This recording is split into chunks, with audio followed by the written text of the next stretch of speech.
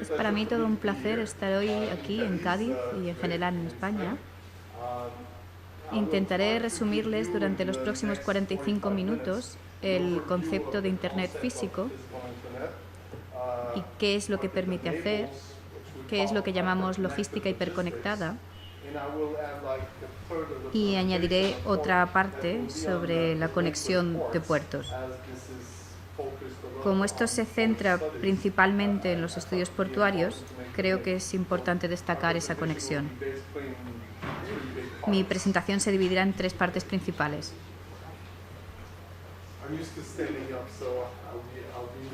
Suelo hablar mejor de pie, así que me quedaré por aquí. Vale, en primer lugar vamos a poner un contexto a lo que les voy a contar. Desde hace ya un tiempo estamos acostumbrados al Internet digital. Es el Internet que utilizamos a diario. Entramos en la web, utilizamos el móvil, navegamos, utilizamos redes sociales. Este es el Internet digital.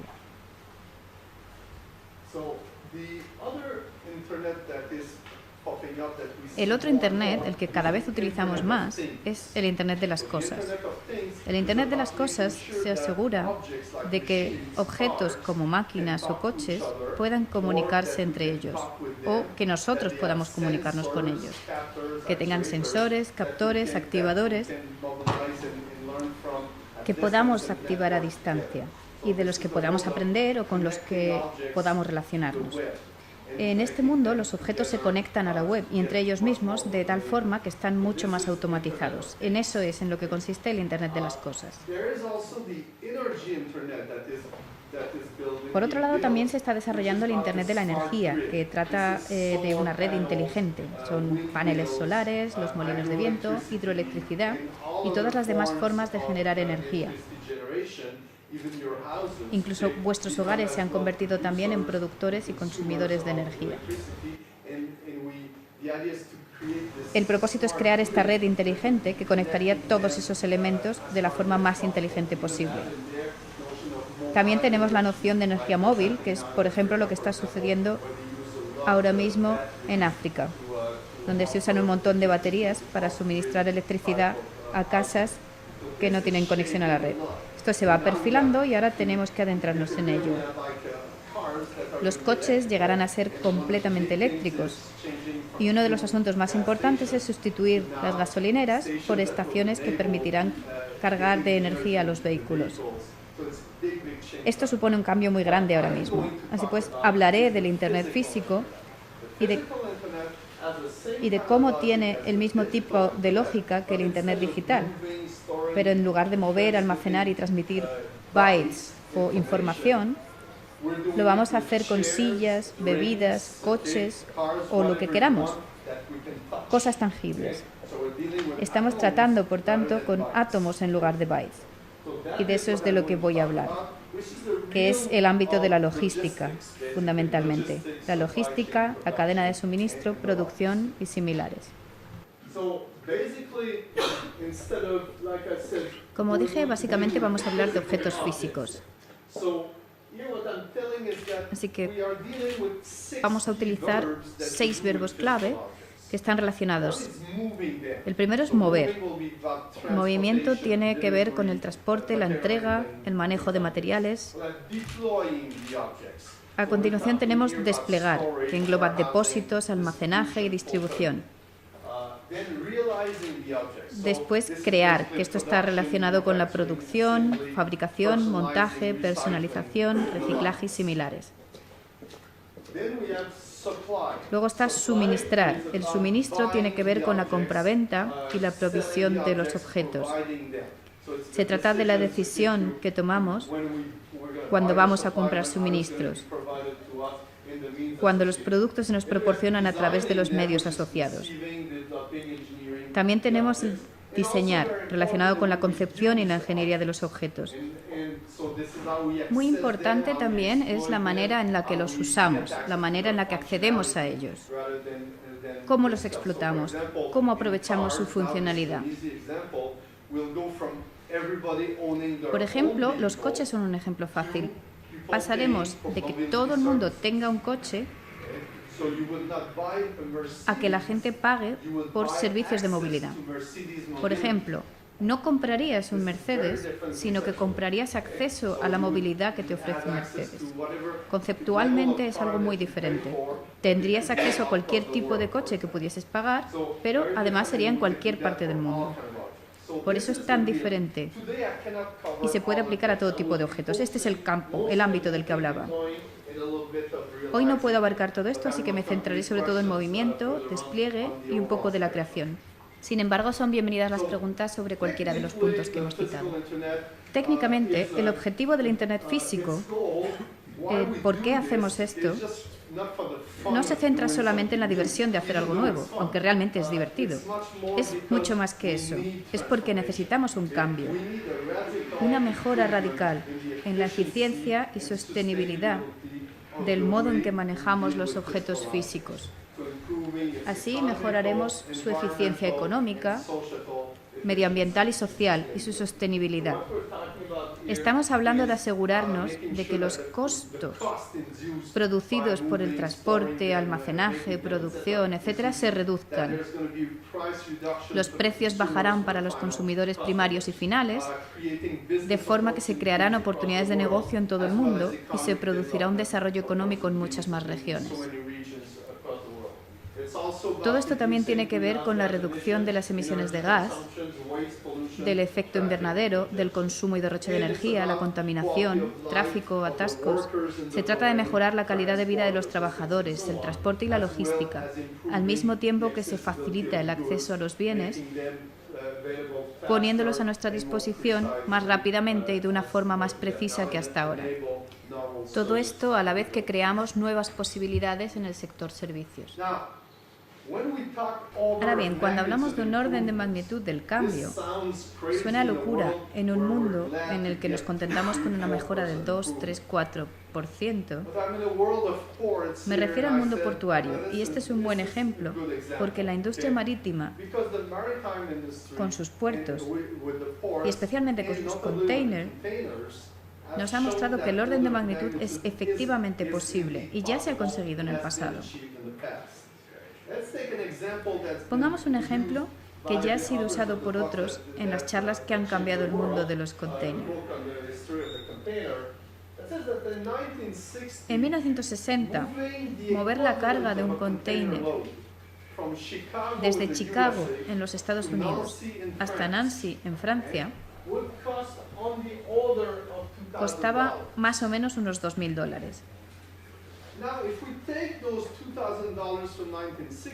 Si calculamos el equivalente de esos $2.000 de 1960, hoy en día deberíamos estar pagando más de $14.000. Pero no es eso lo que estamos pagando, sino que pagamos más bien unos $4.000. Entonces, ¿por qué pagamos $4.000 y no $14.000? Hay una enorme diferencia. Y la razón se encuentra en los containers. Los costos de manipulación se han reducido 14 veces. Los puertos son 14 veces más eficientes. No un 14% más, sino dividido entre 14. Esto es enorme. El coste de los viajes marítimos realizados por barcos que atraviesan el Atlántico es 4,5 veces más barato. Y los costos de transporte y de los porteadores se han dividido entre 1,5. En general, esta es la mejora del orden de magnitud conseguido en la industria marítima, con los puertos en el centro de todo. Cambiamos el tipo de container en el que movíamos las cosas y los equipos de manipulación que movían dichos containers en los puertos. Cambiamos los barcos, redefinimos los puertos y transformamos la industria de transportes en los puertos. Todo ello conforme a un sistema simétrico gigantesco. Esto es lo que ha conseguido el cambio de orden de magnitud. Ahora que sabemos que esto es factible, veamos a qué nos referíamos con el Internet físico. Imaginad que fuésemos capaces de extender a nivel mundial lo que hicimos con los containers, aplicándolo a todo lo que se está transportando, almacenando, produciendo. Esto es lo que conocemos como el Sistema de Logística Global Hiperconectada, la cual permite compartir activos abiertos y consolidar el flujo. La distribución de activos se refiere a nuestros almacenes y depósitos, nuestros camiones de transporte, y la consolidación del flujo quiere decir que podríamos meter Pepsi y Coca-Cola en el mismo envío y no pasaría nada. Este no es el caso en la actualidad. Lo hacemos mediante encapsulación normalizada, modularización, protocolos e interfaces. Más adelante os pondré ejemplos de esto. ¿Por qué decimos hiperconectada? Porque sus componentes están interconectados, entrelazados a múltiples niveles y en cualquier momento y lugar. Cuando hablo de múltiples niveles, estoy incluyendo también el digital. La conectividad digital se asegura de que todo lo que estamos desplazando, un container en este caso, pueda transmitirse y conocerse de una forma rápida. Hablamos de visibilidad, trazabilidad, comunicación en tiempo real. Esta capacidad del Internet de las cosas será lo que se explote. Respecto a las cosas físicamente interconectadas, bueno, estamos en España. Ya saben que en el pasado las vías de tren entre España y Francia eran diferentes a propósito, para que los trenes no pudiesen cruzar. Hoy en día tenemos algo equivalente. Una compañía que ha vendido 10 millones de cintas transportadoras a otra compañía cliente, ¿querrá que sus cintas transportadoras se conecten perfectamente con las de sus competidores?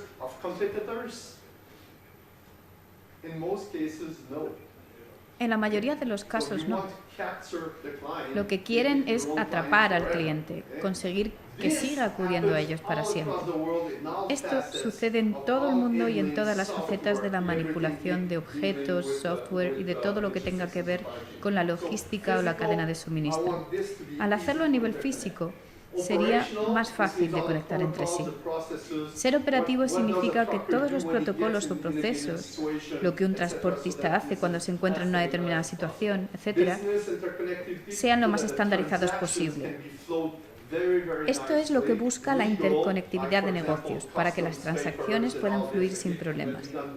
Legalmente, el papeleo podría completarse mucho más fácilmente. A nivel interpersonal, hay millones de personas involucradas en estas organizaciones. Por tanto, en términos muy técnicos, esto es a lo que nos referimos con Internet físico. Sin embargo, esta noción es demasiado amplia para la mayoría de personas que piensan que no es más que palabrería. Así que profundicemos un poco más en ello. Un buen ejemplo siempre ayuda, así que empezaré con el transporte de bienes. Pensemos, por ejemplo, en dos fabricantes que trabajan con dos minoristas. Estos productores tienen fábricas que suministran a su centro de mezclas o centro de distribución, como prefieran llamarlo. Los minoristas tienen sus propios centros de distribución, que suministran a sus tiendas físicas o comercios electrónicos. De la forma en la que se hace hoy en día, si imaginan que esto es un territorio, tendrían todas sus instalaciones allí. Fundamentalmente, cada una de esas conexiones se optimiza de forma mayormente independiente, con cargas de transporte generalmente enviadas de uno a otro. Este es el método actual, pero lo que proponemos es muy diferente. Deberían enviar sus productos al núcleo más cercano, como un router en Internet, y desde ese núcleo pasaríamos a otro y a otro hasta llegar al destino final. Todo el mundo utilizaría esos núcleos abiertos, de tal forma que habría una consolidación de muchos exportadores llegando a múltiples destinos. Son como los cross-docks, pero a un nivel completamente distinto. Esto sería un ejemplo. Cuando lo aplicamos a una escala mayor en un caso real, cogemos Casino, Carrefour y sus 100 mayores distribuidores en Francia. Esto nos demuestra cómo se mueve la corriente en la actualidad, desde el origen de partida hasta el destino a lo largo de toda Francia. Esto está basado en millones de palés y casos durante meses de operaciones. Lo que hicimos fue exactamente lo que acabo de explicarles. Instalamos núcleos en lugares que permitiesen estos cross-docks fácilmente, así como la reorganización de los bienes. Los flujos ya no van directos, sino que van al núcleo más cercano y desde ahí van saltando de uno a otro. Hay una gran diferencia entre este dibujo y este otro. De hecho, este es mucho más simple que este. Sin embargo, estamos usando las mismas infraestructuras de carreteras y además también usamos las infraestructuras ferroviarias que en Francia la industria de bienes de consumo no puede utilizar con éxito debido a la ausencia de una consolidación suficiente. Pero aquí utilizamos exactamente lo que tienen y terminamos demostrando que, a rasgos generales, los costos se redujeron en un 32% y las emisiones de gas de efecto invernadero disminuyeron un 60%. Este es el objetivo de Europa para el 2050.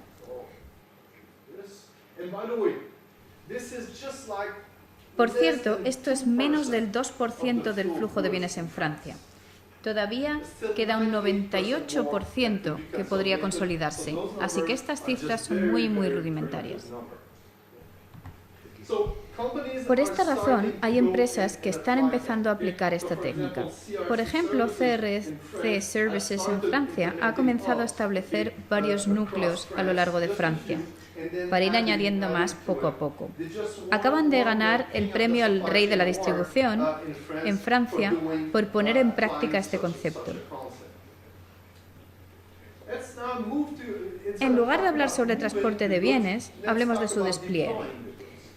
Para ello, volvamos al ejemplo anterior. Hay algo muy simple y natural en este ejemplo que quiero cuestionar.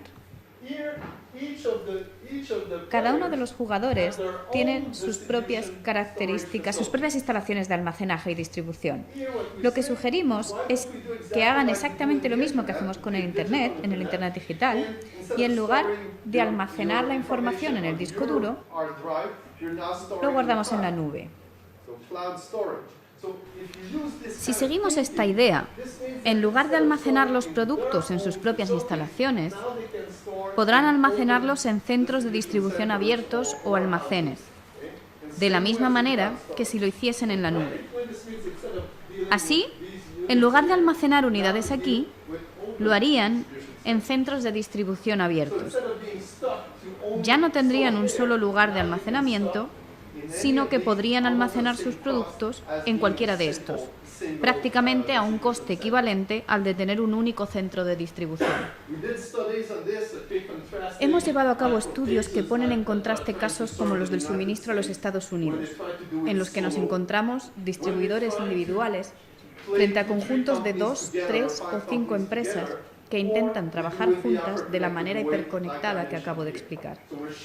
Lo que mostramos aquí es una red de conexiones que una de esas compañías utilizaría, aunque hay muchas más. Esta estaría involucrada mucho más dinámicamente, mientras que esta otra sería más estática en estas áreas. No obstante, el resultado es de aproximadamente una reducción del 33% de los costos de despliegue en comparación con el 10-11% de reducción cuando intentas hacerlo colaborando con varios jugadores.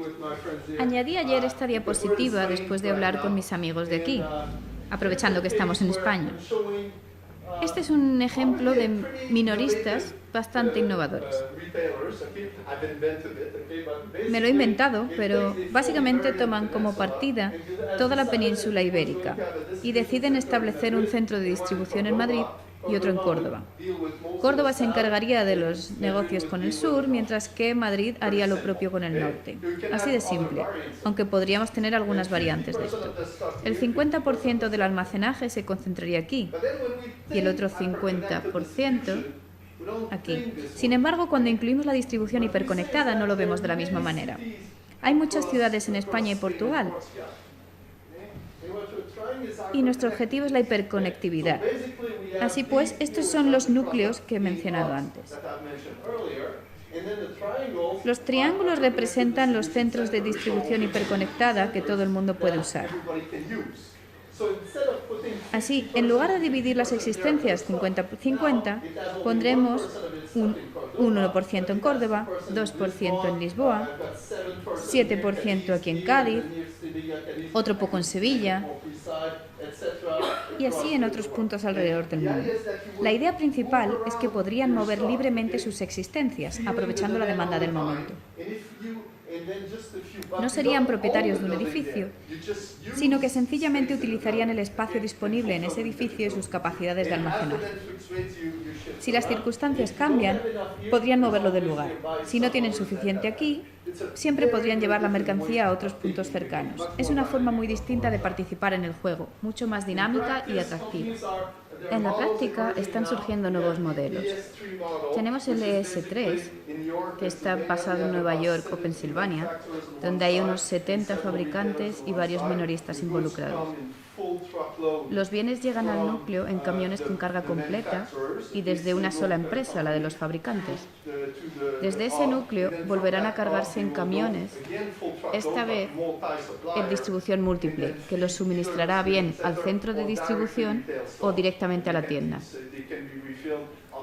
Ahí podrán recargarse hasta una vez al día. Muchos de ellos se recargan una vez al día. Flex.com. ¿Conocen Airbnb? Hace 10 años nadie conocía Airbnb.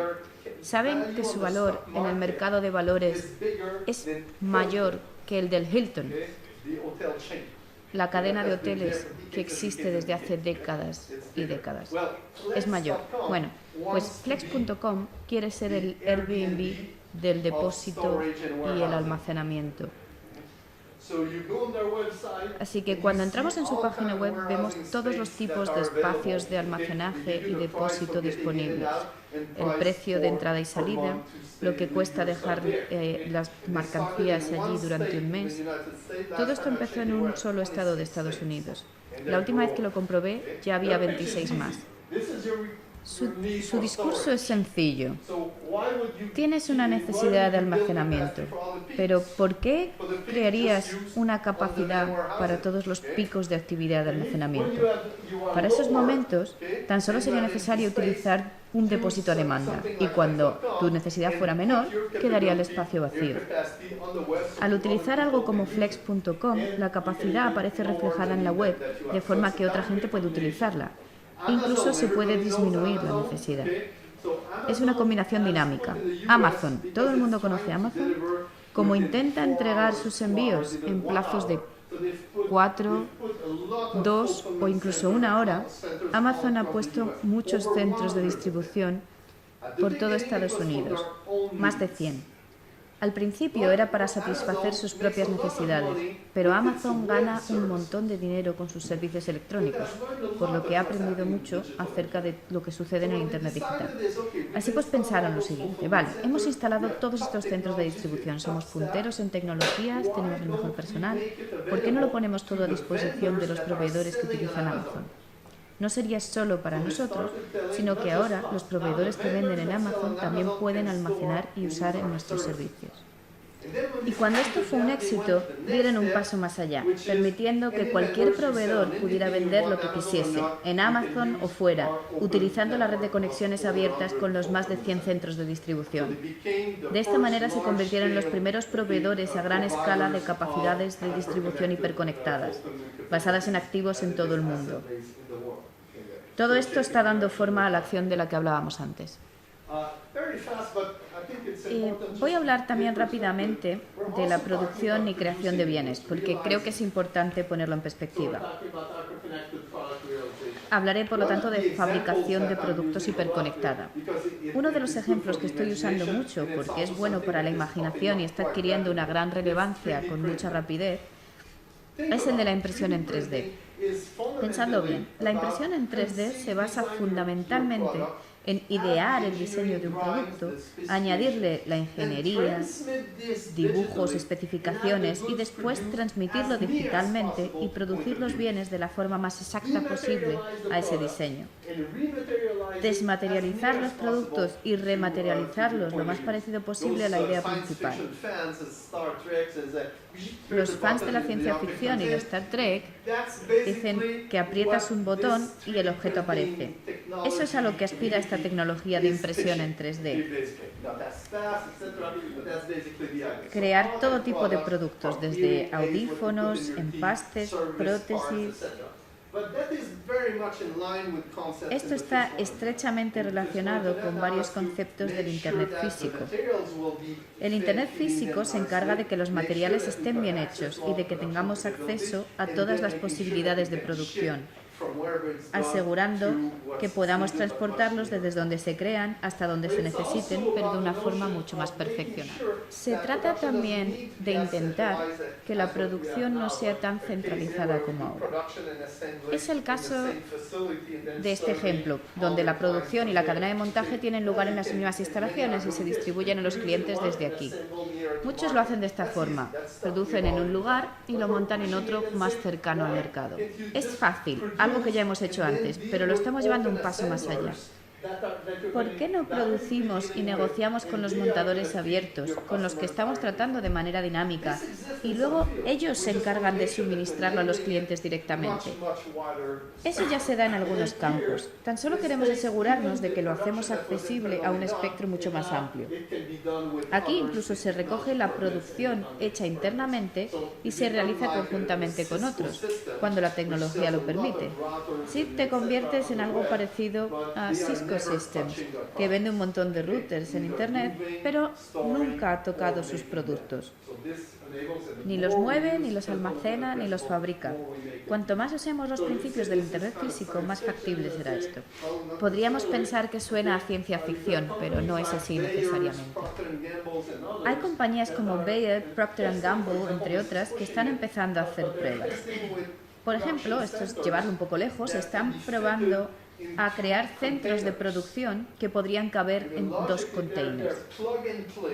Su lógica, su instalación automática, se basa en que pueden alterar la capacidad por todo el mundo, dependiendo de los cambios en la demanda, la estacionalidad y otras cosas. La idea principal es que se puede cambiar la capacidad de producción, diseñando las fábricas de modo que en lugar de ser grandes fábricas monolíticas puedan ser fábricas modulares, móviles, que se puedan desmontar y modificar según la necesidad. Ahora bien, para que el Internet físico pueda existir, se necesitan algunos elementos básicos. No los voy a mencionar todos, pero vamos a echar un vistazo a los principales. Empecemos con lo básico. Imagínense que tienen containers modulares, el equipamiento logístico y la tecnología diseñada para ello, protocolos que hacen que todo vaya sobre ruedas, instalaciones, calzadas, canales, diseñados para que todo funcione bien, sistemas de seguimiento modular que permiten localizar los containers en cualquier momento y en cualquier lugar, así como los activos con los que estamos tratando. Plataformas para las tomas de decisiones sobre las transacciones tan abiertas como sea posible, plataformas de software y proveedores de servicios que están tecnológicamente certificados. En el centro de todo esto está la noción de que en Internet no movemos ningún objeto, movemos distintos tipos de información que va recogido en paquetes de datos. Estos paquetes están estandarizados por todo el mundo. Cada ordenador y cada router trata a nivel global con esos paquetes de datos, así que podríamos hacer lo mismo con los bienes. La expresión con la que designamos esto es container modulares estándar. Están acostumbrados a los grandes, pero que les mostraré después, pero el rango varía desde los que son como pequeñas cajas a los gigantescos. Queremos que sean fáciles de manejar, de almacenar y de transportar. Esa es nuestra logística.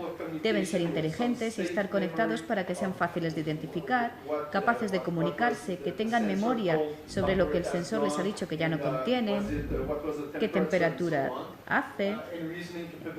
Y con el tiempo también deberían tener capacidades de razonamiento, hasta el punto que yo pueda decirle a un container: tienes que ir a Frankfurt mañana a mediodía. Aquí está tu presupuesto, si tienes algún problema, dímelo. E irá. Esto no existe en la actualidad, pero hacia allí nos dirigimos. que sean respetuosos con el medio ambiente, ligeros y delgados, reutilizables, reciclables, que no ocupen demasiado espacio, etc.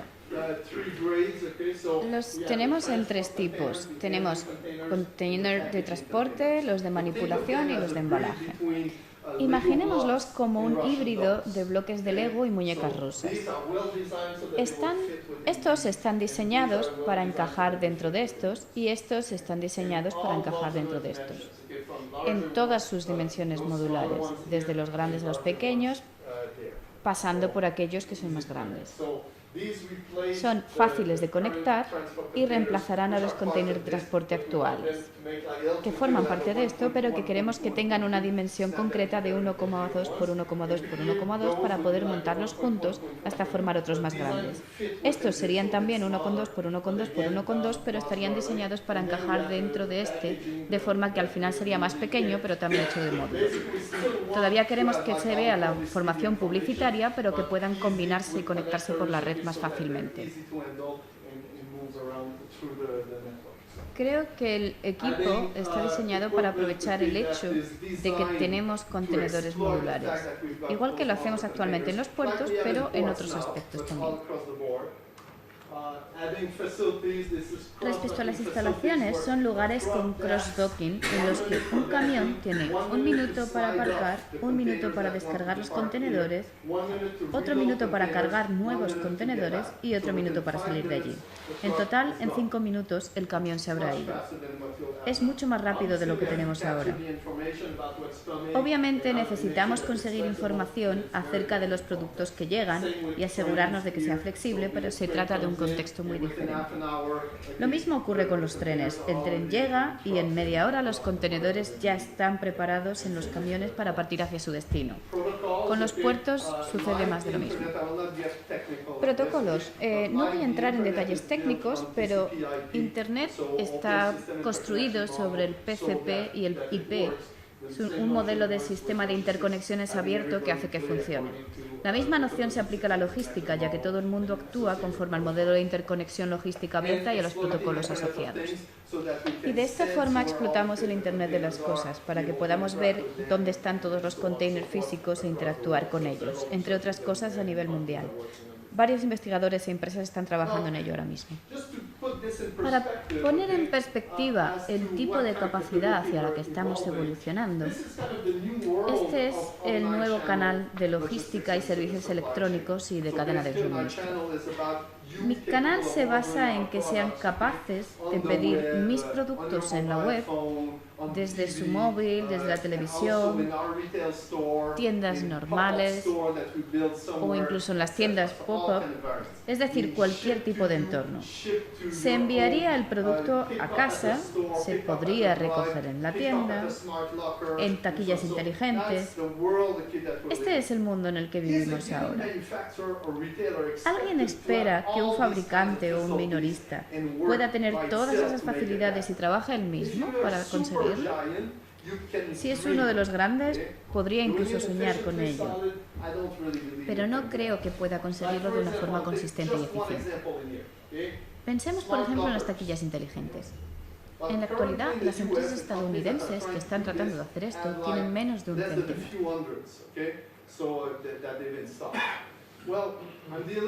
Ahora mismo tengo relación con un consorcio formado por varios proveedores de logística de los más importantes de China que están trabajando juntos. En los últimos años, estos han instalado 60.000 taquillas. Cada una de ellas está abierta en el sentido que he explicado anteriormente con el Internet físico, aunque necesitaría 1 hora solamente para poder profundizar un poco más en esto. Respecto a las ciudades, la idea es reconsiderar la logística urbana, según los principios que les acabo de explicar, de forma que tendríamos acceso a todas las ciudades, núcleos en todas las ciudades, tendríamos una especie de ciudad circular. Una vez que entramos dentro, habría núcleos más pequeños, vehículos más pequeños, todo eléctrico, incluso motos, transportes. Tratamos entonces de consolidar el flujo, o en los suburbios, y convertirlo en un sistema multimodular. Ahora mismo estamos intentando llevar a cabo esto en varias ciudades. Conceptualmente nos estamos alejando del mundo actual en el que tratamos de controlar la cadena de suministro de un extremo a otro, desde los proveedores hasta los clientes y los consumidores. Esto se centra demasiado en los activos y es demasiado vinculante y muy limitado. Los mejores ya se han cambiado a la logística y a la cadena de suministro colaborativa y están trabajando juntos. Esto es muy bueno, pero también supone un largo camino, difícil de adaptar y de superar. Por esa razón, estamos cambiando conceptualmente.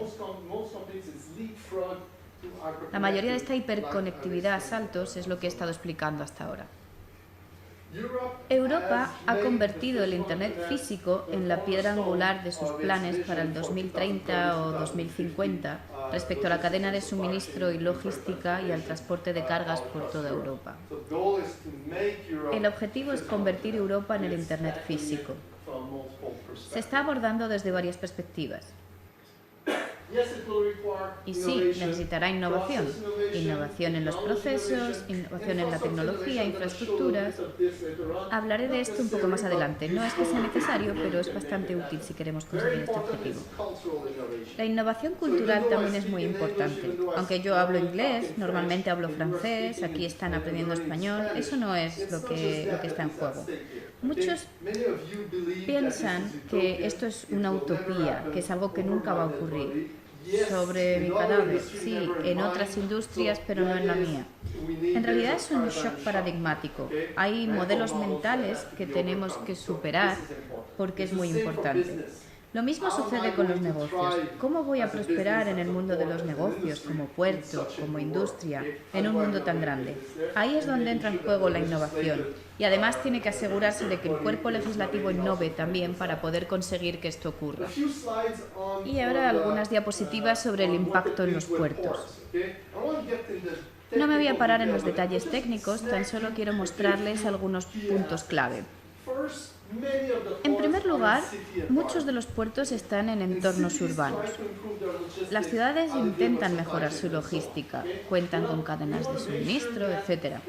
Queremos asegurarnos de que la logística de las ciudades está lo mejor interconectada posible para que podamos meter y sacar los containers de los puertos sin problemas, a través de la ciudad y aprovechando sus capacidades multimodales.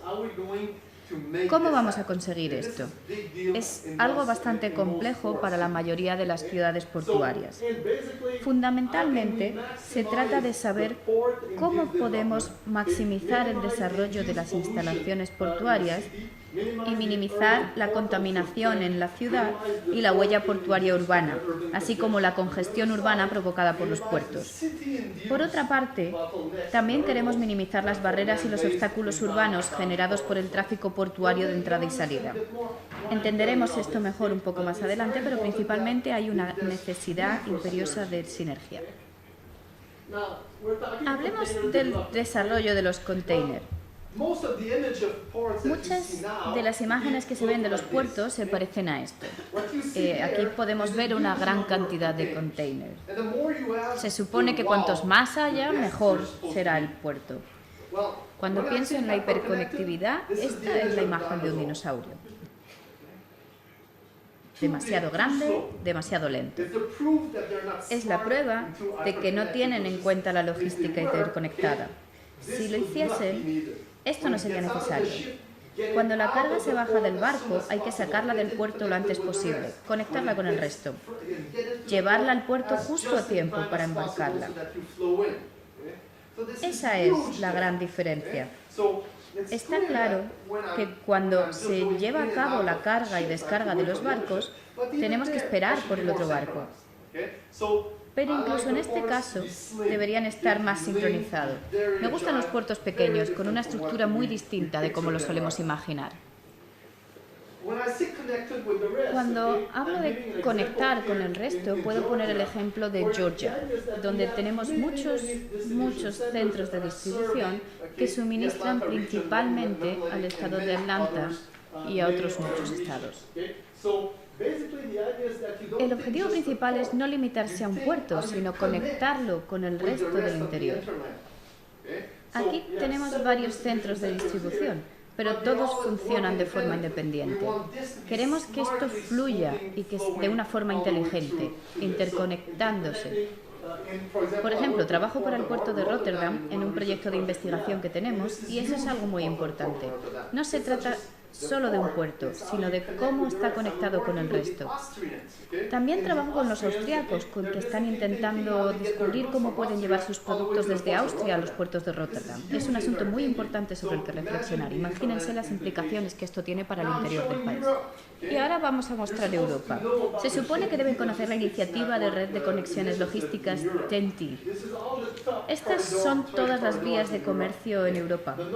El objetivo es asegurarse de que todas las carreteras, todo vaya de la forma más armoniosa posible para que salga bien. Creo que nosotros estamos ahora mismo por aquí, ¿no? Esto es importante. Bueno, la idea... Sí, ahí estamos. Vale, la idea se basa en que formen parte del equipo. ¿Cómo se pueden integrar e interconectarse con el resto de la logística de Europa que se está compartiendo? Queremos que todos esos nodos y todas esas rutas den el mayor apoyo posible a la logística hiperconectada. Muy rápidamente, volviendo a los grandes barcos, tenemos el canal de Panamá, que se ha ido ensanchando para que puedan caber los buques clase triple E, entre otros. ¿Y cómo nos ha salido esta jugada? Pues claramente los fabricantes de barcos están intentando hacerlos cada vez más grandes, porque la economía influye en ello. Creemos que, de una forma hiperconectada, podrían ponerlos en rutas con un flujo de tránsito intenso y conectarían con otros barcos y otros módulos que se moverían más rápido, de forma que esos buques gigantescos no tendrían que estar mucho tiempo en los puertos. Pero si lo llevamos un poco más allá, incluso hay gente ahora mismo trabajando con la tecnología Hyperloop y aseguran que los puertos, tal como los conocemos ahora mismo, se volverán obsoletos, porque quieren empezar a anclar los barcos a kilómetros de distancia de los puertos, construyendo túneles por los cuales se moverían los containers y se llevarían a tierra. De esa forma, la tierra sería como la entrada del túnel de Gran Bretaña, por ejemplo. Son conceptos muy diferentes. No me estoy inventando esto, hay alguien ya trabajando en ello. ¿Funcionará? No lo sé, pero claramente cambiaría las reglas del juego en la logística portuaria. Y resumiendo, porque me estoy quedando sin tiempo, ¿qué es lo que he presentado? La noción de que tenemos que mejorar la eficiencia y la sostenibilidad de la logística, el transporte de carga y la cadena de suministro mediante un orden de magnitud. Hemos destacado el Internet físico como una idea transformadora, así como otros conceptos y tecnologías para asegurarnos de que esto pueda llevarse a cabo. Hemos mostrado el efecto que tienen en los puertos y en la logística marítima, que es el pilar de esta conferencia. No vamos a transformar el Internet físico completamente de una sola vez, sino que es algo que debe hacerse con planificación y pequeños logros sucesivos. Hay muchas cosas que podemos hacer porque está cambiando nuestras mentes, haciéndonos pensar de forma diferente. Muchas empresas están demostrando que esto es factible, no es perfecto, pero hay que dar el primer paso, conseguir éxitos, impulsarlos y desarrollarlos partiendo de esto. Y, en general, no se trata solo de la base de Cádiz, Quebec o Atlanta o una única disciplina. Esto es algo interdisciplinar y necesitamos esfuerzos globales a nivel investigador, nivel innovador y emprendedor para poder hacerlo posible. Y ahora sí, muchas gracias por haber escuchado y responderé a cualquier pregunta que puedan tener. Gracias.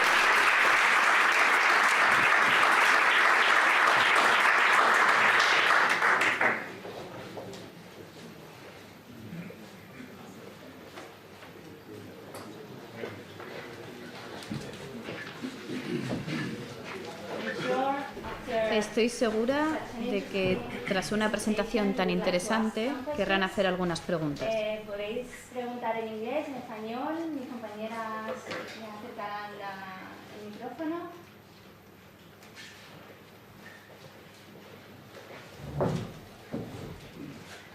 ¿Alguna pregunta? ¿Sí?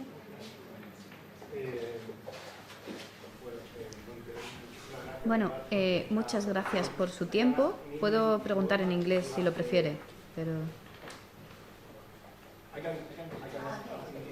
Puedo preguntar en inglés. Va a preguntar en inglés. Hay Me gustaría agradecerle mucho su interés en esta conferencia, pero en mi opinión estoy investigando sobre este tema con mi grupo de investigación. Soy de Cádiz y aquí hay más gente de Cádiz, de la autoridad portuaria, y creemos que el mayor tráfico no está realmente en Cádiz, sino en el puerto de Algeciras o en Sevilla. ¿Cuáles son las posibilidades de que tengamos que integrarnos de esta forma?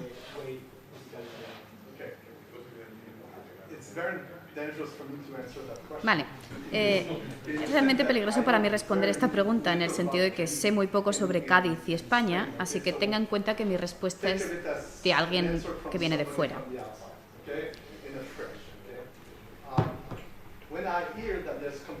Cuando oigo que Cádiz y otros puertos de Andalucía compiten entre sí, me entristece bastante. Sé que hay una cierta competencia, pero esta no es la competencia principal. Vuestros principales competidores son los Países Bajos, Francia, Marruecos y otros muchos lugares. Ahí es donde está la verdadera competencia. Es decir, van a llegar a Europa por el sur de España, o atravesando España, o por cualquier otro punto. Se trata de ver cómo hacer más competitiva la región de España y Portugal, porque están en el mismo barco, en la misma península. Miren el mapa y verán que están mucho más abajo. Cuando estuve en Quebec, estaba en el norte de Norteamérica. Ustedes están en el sur de Europa Occidental, no se puede estar más al sur. Básicamente están en una esquina. Tienen que aprovecharse de esto. Pueden intentar ir por su cuenta, peleándose unos con otros, pero creo que cometerían un grave error si lo hacen así. Estamos en el mundo de la competición. Tienen que entender que hay un terreno de juego en el que tenemos que ser inteligentes. Y una vez entendido esto, está bien competir. Pero si no vamos a jugar en equipo para asegurarnos de que como región seamos más listos, entonces no llegaremos muy lejos. Y esto se aplica al puerto. Tiene que ver realmente con ello. En un puerto con proveedores de servicios de logística, con el Ministerio de Transporte, no estoy seguro de cómo se llama. Eso es como se tiene que hacer. También hay que interconectarse con los principales jugadores de la industria, ya sean minoristas, comerciantes electrónicos, fabricantes industriales, etc. ¿Qué querrían hacer para poder ayudarles? Hay que interactuar con las ciudades, la región, desarrollando todo esto. Así que sí, hay competición, hay competencia dentro de la región, pero deberían centrarse en interconectar la región con el resto del mundo de forma inteligente. Vemos que, por ejemplo, los Países Bajos tienen un competidor contra el que deberíamos luchar. Y esto también falla aquí, porque hay varias razones por las que ir hasta Países Bajos tiene sentido. Y nunca lo tendría desde aquí. Por tanto, tenemos que entender que tenemos unas ventajas competitivas contra otras y que al trabajar en esto nos aseguramos de que las conexiones con otros lugares sean buenas y acordes a ello. ¿Vamos a luchar contra el aire o la tierra? Pueden intentarlo, ¿no? Pero hay distintas opiniones en el panorama competitivo y lo que ustedes quieren hacer principalmente es llevar a cabo una transferencia fácil. Respecto a Cádiz o la región, debo preguntarme, ¿cómo de rápido ha llegado a donde tenía que ir? ¿Cómo de fácil se ha transferido? ¿Qué coste? ¿Qué riesgo? Etcétera. Puedo hacerlo tan inteligente y profesional como sea posible y entonces ganaré. De lo contrario, ¿qué pasaría? He ganado entre nosotros esta guerra pequeñita, pero ni siquiera aparezco en el panorama general. Tienen que pensar sobre cómo hacer que España y Portugal sean competitivas y cómo la logística puede apoyar esto y permitir que las cadenas de suministro funcionen mejor. También tenemos que ayudar a aquellos que solo quieren cruzar España y distribuir en Francia y Alemania, entre otros, porque ofrecemos una forma más inteligente de hacerlo. Este es el juego. Cuando voy a Latinoamérica o Asia, la situación es igual. Así que si tan solo luchan, se volverán obsoletos. Tenemos que pensar mucho más en la interconexión del juego, que no podrían ganar si no están adecuadamente interconectados. Cuando lo hagan así, a veces jugarán entre ustedes, pero estarán dentro del juego a un nivel mucho mayor del que han experimentado hasta ahora. Es una respuesta muy larga para una pregunta tan corta, y también viene de alguien que no conoce Cádiz ni los otros lugares, así que con suerte espero no haber dicho muchas estupideces.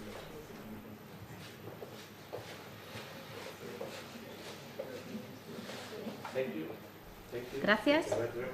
Gracias por su exposición, de nuevo. Es la primera vez que escucho algo sobre Córdoba como un punto de distribución en España. Es realmente la primera vez que oigo algo así. ¿Tiene alguna cifra? ¿Cuál es la base de esta información sobre la posibilidad de un centro de distribución desde Córdoba? Bueno, la respuesta es muy simple. Tenía que hacer una presentación sobre el Internet físico para el proyecto Molushka. Estábamos trabajando en una visión de la logística del consumidor en 2030 y fue cuando supe que mi próximo taller sería en España. Así que en lugar de utilizar un ejemplo de cualquier otra parte del mundo, decidí elegir uno de España. No tenía mucho tiempo ni ganas de estudiar exactamente qué era lo que iban a hacer, así que lo que hice fue buscar ciudades grandes en España y Portugal en base a su forma, carreteras y demás, y me dije, vale, tiene sentido colocar uno en Madrid, pero no quiero mostrar solo uno, así que añadiré otro en el sur. Y cuando me puse a elegir uno, Córdoba estaba muy bien situado. Sé que no es un lugar, pero lo he hecho a propósito para mostrar que tan solo lo estoy viendo desde la perspectiva logística, que podría tener sentido. Pero entonces, como 5 minutos después de mi presentación, lo rechacé porque creí que era una idea anticuada. Así que, de hecho, no debería haberlo incluido. Debía hacerlo de manera que no tuviese que pensar si incluir Córdoba, Cádiz, Valencia o cualquier otro sitio, sino que pudiese ir a donde los consumidores están y aprovecharlo, relacionándolo más con este nuevo juego del que hablo. Pero lo de Córdoba me lo inventé para relacionar los flujos y las distancias. Eso lo hace muy importante para nosotros. ¿Tiene más preguntas? Buenos días. Lo primero, me gustaría agradecerle por esta presentación tan interesante. Mi nombre es Kate Bond, trabajo en el puerto de Cádiz, así que por supuesto me identifico mucho con lo que está diciendo. Es realmente interesante y creo que puede verse en algunos países del norte de Europa, donde hay un poco de movimiento desde 2 o 3 centros de distribución establecidos dentro del país a depósitos compartidos más pequeños, por ejemplo.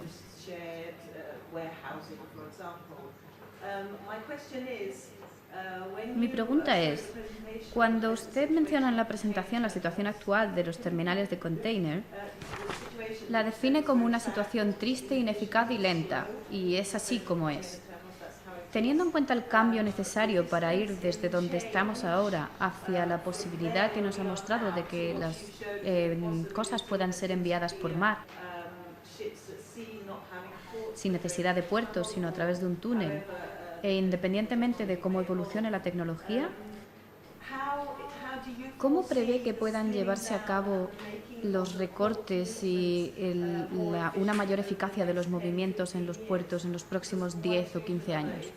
Porque ir de un extremo a otro es mucho tiempo, en realidad.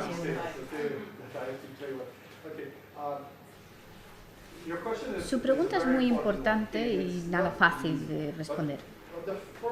Lo primero y más importante es pensar en las autoridades portuarias y en los usuarios, los operarios, así como los usuarios desde la perspectiva del transportista, para poder empezar a entender que la clave es el tiempo.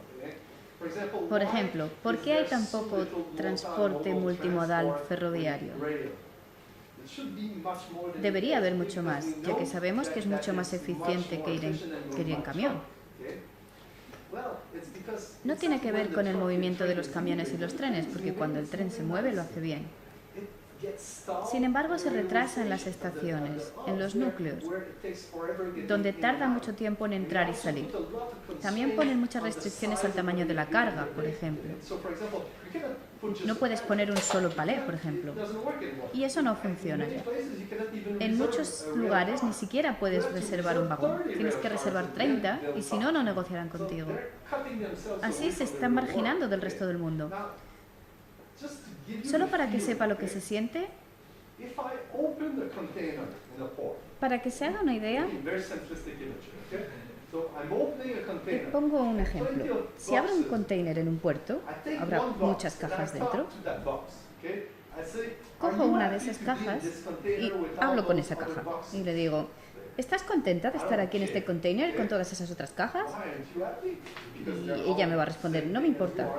¿Por qué no estás contenta? Son iguales que tú. Y dice, no, tengo que esperar 20 días, o 5 días o lo que sea, para que el resto estén listas. Yo ya estaba lista. Y después seré enviada a un lugar porque quieren rellenar un contenedor para ahorrar dinero.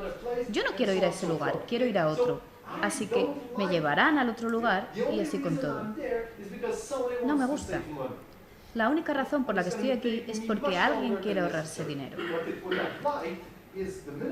Si fuese más ligera, en el momento en el que saliese de la cadena de montaje y la pusieran en el sistema, iría ella sola. Sabemos que ahora mismo la economía no permite hacer esto. Cuando empezamos a pensar en esto y sobre el hecho de que ya no se lleva tanto el almacenaje, nos posicionamos más aún a favor del flujo y del despliegue, que van muy rápidos y se mueven inteligentemente. La idea es que cuando los puertos empiecen a verse como centros de ese sistema, ya sean automáticos o bienes de consumo o industria agroalimentaria, empezarán a preocuparse mucho más del tiempo que pasa desde su lugar de origen. ¿Cuál es el porcentaje de tiempo, el coste y el riesgo asociados con las operaciones portuarias?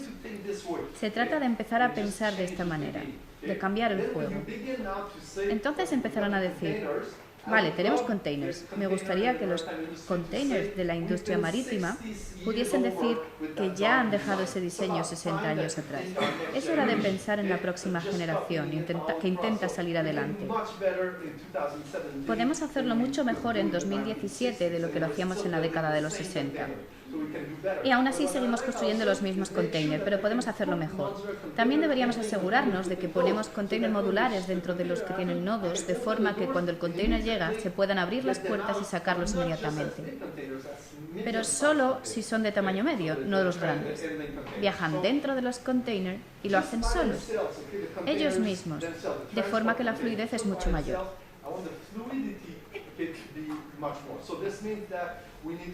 Esto significa que tenemos que asegurarnos de entender que los barcos vienen, lo que solemos saber con antelación. Asegurarnos de que todos los asuntos relacionados con los clientes se tratan de forma inteligente. Algunos países son mejores que otros en esto. Y tenemos que asegurarnos también de que los transportistas lo sepan, de que organizamos a nuestra gente de la forma correcta y que pensamos fundamentalmente en esto, para hacerlo sin problemas y de la forma más fluida posible. También tiene que ver con la perspectiva de diseño de los puertos. Están en una tierra muy valorada, normalmente en la ciudad histórica. Esto es donde todo suele empezar. Luego hay una zona de la ciudad que tiene barreras donde no puedes ver nada y además no es la parte más bonita. Tiene que hacerse así, pero sería genial que los barcos pudieran entrar y salir lo más rápidamente posible, que tengan una forma inteligente de llegar a tierra. Aquí hay mucha tierra a disposición, debemos moverlo todo hacia la tierra donde es más fácil conseguir un transporte multimodal y desde ahí conseguir que lleguen al puerto justo en el último minuto antes de que el barco parta.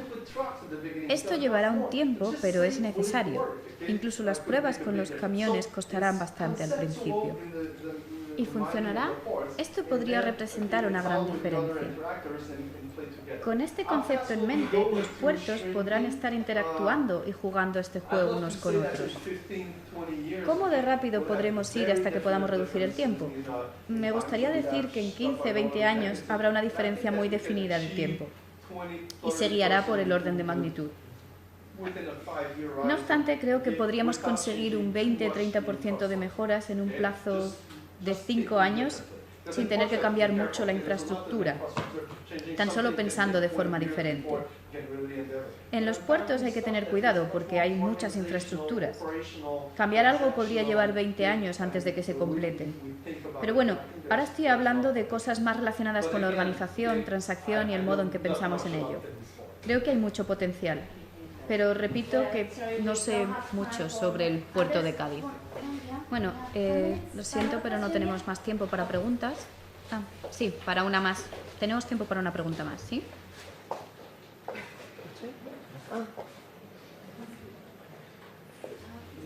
Gracias.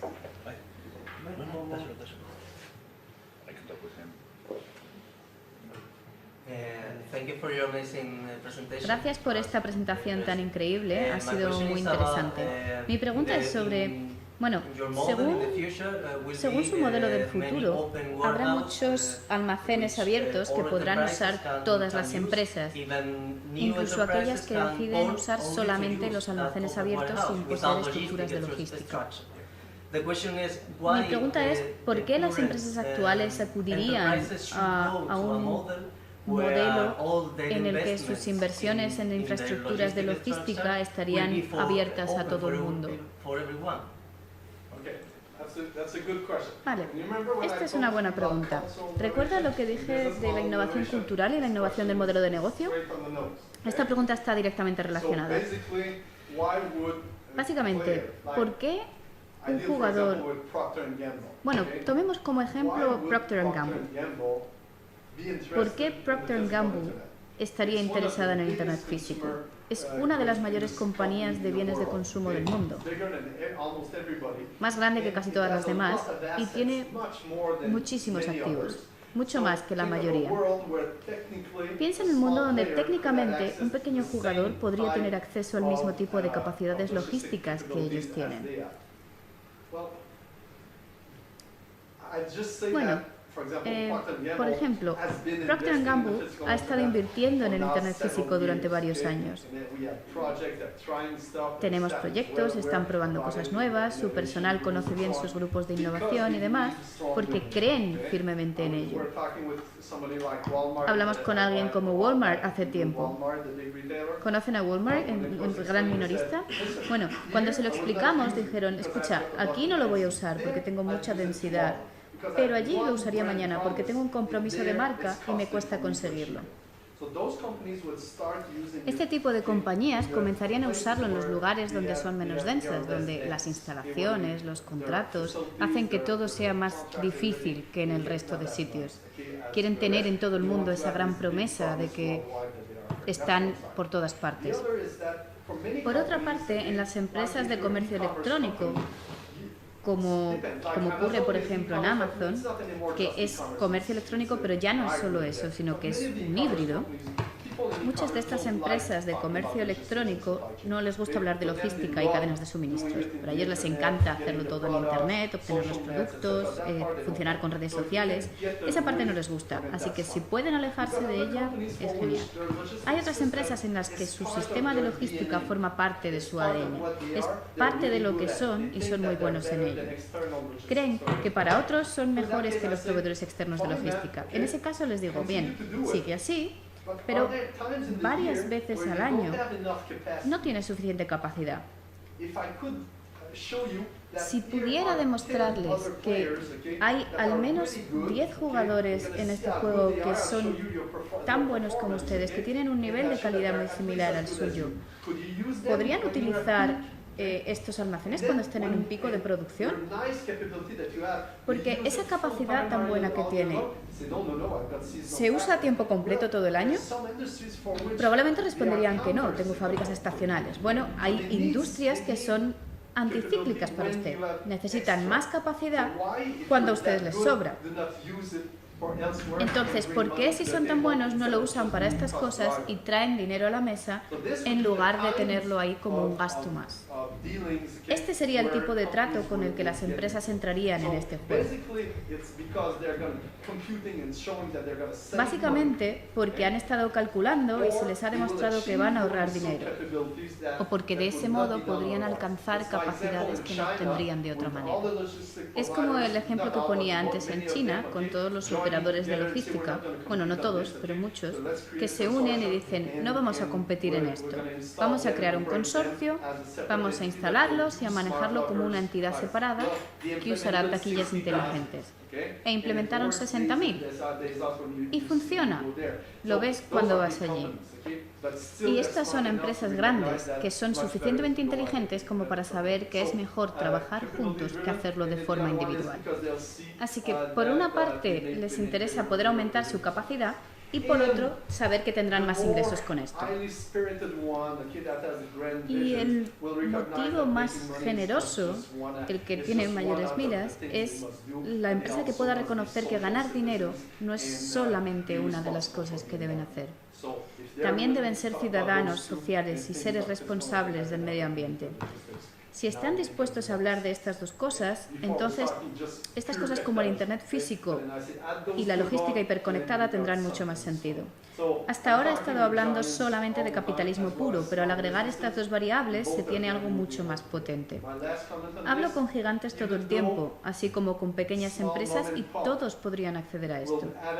Mi último comentario al respecto: incluso aunque en pequeñas empresas puedan tener acceso a la misma infraestructura abierta que una gran empresa, si acudo a una y le digo que me gustaría utilizar sus instalaciones para este container durante 2 semanas, y después viene usted y tiene 1 millón de containers para enviar por la misma red de conexiones en un año, no creo que obtengamos el mismo precio. ¿Lo entiende? Esto seguirá siendo así, al igual que las conexiones que tienen con el mercado y la red de trabajo que tienen disponible para ellos mismos. Siempre estará presente, pero estará atenuado. Ahora mismo las pequeñas empresas pueden, por ejemplo, utilizando redes como la de Flex y servicios como los de Amazon en los Estados Unidos, dentro de unas semanas podría tener algo listo para servir en todo Estados Unidos en un plazo de entrega de un solo día, a pesar de no tener ninguna instalación en Estados Unidos. Este es el presente. Queremos que esto sea mucho mejor. Actualmente todavía hay un alto precio asociado con este servicio, pero bajará debido a este tipo de crecimiento. De nuevo, una respuesta muy larga, pero pensé que era una pregunta importante. Muchas gracias, Benoît Montreuil.